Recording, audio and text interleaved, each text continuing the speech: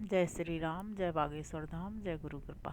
आज हम वाल्मीकि रामायण का बालकांड का 5वां सर्ग पढ़ेंगे। जय राम रमारमणम समनम भवताप भयाकुल पाहि जनम अवधेश सुरेश रमेश विभो शरणागत मागत पाहि प्रभो।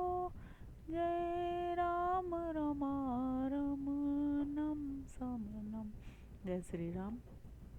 यह सारी पृथ्वी पूर्व काल में प्रजापति मनु से लेकर अब तक जिस वंश के विजयशाली नरेशों के अधिकार में रही है, जिन्होंने समुद्र को खुदवाया था और जिन्हें यात्रा काल में 60,000 पुत्र घेर कर चलते थे, वे महाप्रतापी राजा सगर जिनके कुल में उत्पन्न हुए। इन्हीं इक्ष्वाकु वंशी महात्मा राजाओं की कुल परंपरा में रामायण नाम से प्रसिद्ध इस महान ऐतिहासिक काव्य की अवतारणा हुई है। हम दोनों आदि से अंत तक इस सारे काव्य का पूर्ण रूप से गान करेंगे। इसके द्वारा धर्म, अर्थ, काम और मोक्ष चारों पुरुषार्थों की सिद्धि होती है। अतः आप लोग दोष दृष्टि का परित्याग करके इसका श्रवण करें। कौशल नाम से प्रसिद्ध एक बहुत बड़ा जनपद है जो सरयू नदी के किनारे बसा हुआ है। वह प्रचुर धन धान से संपन्न, सुखी और समृद्धिशाली है। उसी जनपद में अयोध्या नाम की एक नगरी है जो समस्त लोकों में विख्यात है। उस पुरी को स्वयं महाराज मनु ने बनवाया और बसाया था। वह शोभाशालिनी महापुरी 12 योजन लंबी और 3 योजन चौड़ी थी।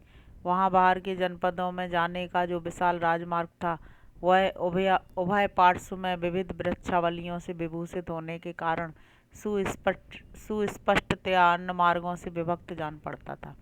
सुंदर विभाग पूर्वक बना हुआ महान राजमार्ग उस पुरी की शोभा बढ़ा रहा था। उस पर खिले हुए फूल बिखर जाते थे तथा प्रतिदिन उस पर जल का छिड़काव होता था। जैसे स्वर्ग में देवराज इंद्र ने अमरावतीपुरी बसाई थी, उसी प्रकार धर्म और न्याय के बल से अपने महान राष्ट्र की वृद्धि करने वाले राजा दशरथ ने अयोध्यापुरी को पहले की अपेक्षा विशेष रूप से बसाया था। वह पुरी बड़े बड़े फाटकों और किवाड़ों से सुशोभित थी। उसके भीतर पृथक पृथक बाजारें थीं। वहाँ सब प्रकार के यंत्र और अस्त्र शस्त्र संचित थे। उस पुरी में सभी कलाओं के शिल्पी निवास करते थे। स्तुति पाठ करने वाले, सूत और वंशावली का बखान करने वाले मागध वहाँ भरे हुए थे। वह पुरी सुंदर शोभा से संपन्न थी। उसकी सुषमा की कहीं तुलना नहीं थी। वहाँ ऊंची ऊंची अट्टालिकाएं थीं जिनके ऊपर ध्वज फहराते थे। सैकड़ों सतगनियों से वह पुरी व्याप्त थी। उस पुरी में ऐसी बहुत सी नाटक मंडलियाँ थीं जिनमें केवल स्त्रियां ही नृत्य एवं अभिनय करती थीं। उस नगरी में चारों ओर उद्यान तथा आमों के बगीचे थे। लंबाई और चौड़ाई की दृष्टि से वह पुरी बहुत विशाल थी तथा शाखू के वंश उसे सब ओर से घेरे हुए थे। उसके चारों ओर गहरी खाई खुदी हुई थी जिसमें प्रवेश करना या जिसे लांघना अत्यंत कठिन था। वह नगरी दूसरों के लिए सर्वथा दुर्गम एवं दुर्जय थी। घोड़े, हाथी, गाय, बैल, ऊंट तथा गधे आदि उपयोगी पशुओं से वह पूरी भरी पूरी थी।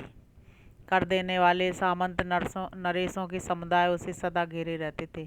विभिन्न देशों के निवासी वैश्य उस पुरी की शोभा बढ़ाते थे।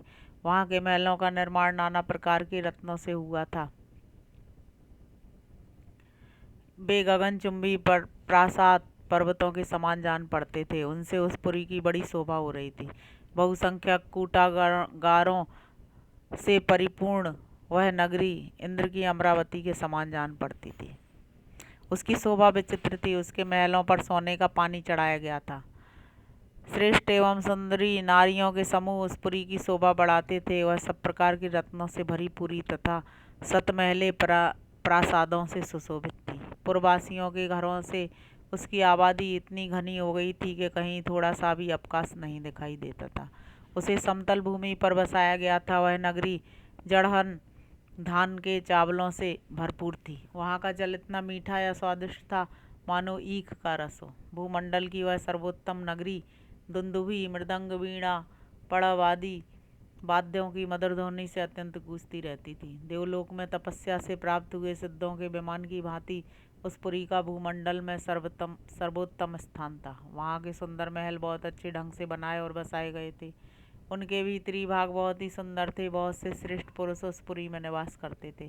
जो अपने समूह से बिछड़कर असहाय हो गया हो, जिसके आगे पीछे कोई न हो तथा जो शब्द वेदी बाण द्वारा बेधने योग्य हो, अथवा युद्ध से हारकर भागे जा रहे हों, ऐसे पुरुषों पर जो लोग बाणों का प्रहार नहीं करते, जिनके सदे सदाए हाथ शीघ्रतापूर्वक लक्ष्य भेद करने में समर्थ हैं, अस्त्र शस्त्रों के प्रयोग में कुशलता प्राप्त कर चुके हैं, तथा जो वन में गरजते हुए मतवाले सिंहों, व्याघ्रों और सुअरों की तीखे शस्त्रों एवं भुजाओं के बल से भी बलपूर्वक मार डालने में समर्थ हैं, ऐसे सहस्त्रों महारथी वीरों से अयोध्यापुरी भरी पूरी थी। उसे महाराज दशरथ ने बसाया और पाला था।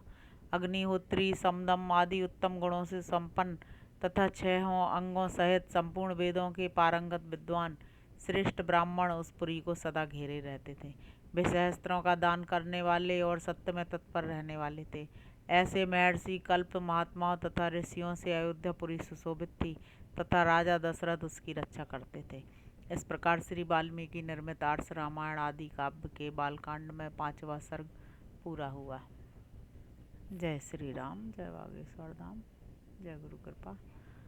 आज हमने 5वां सर्ग पूरा किया बालकांड का, जिसमें अयोध्यापुरी कैसी थी ये बताया गया।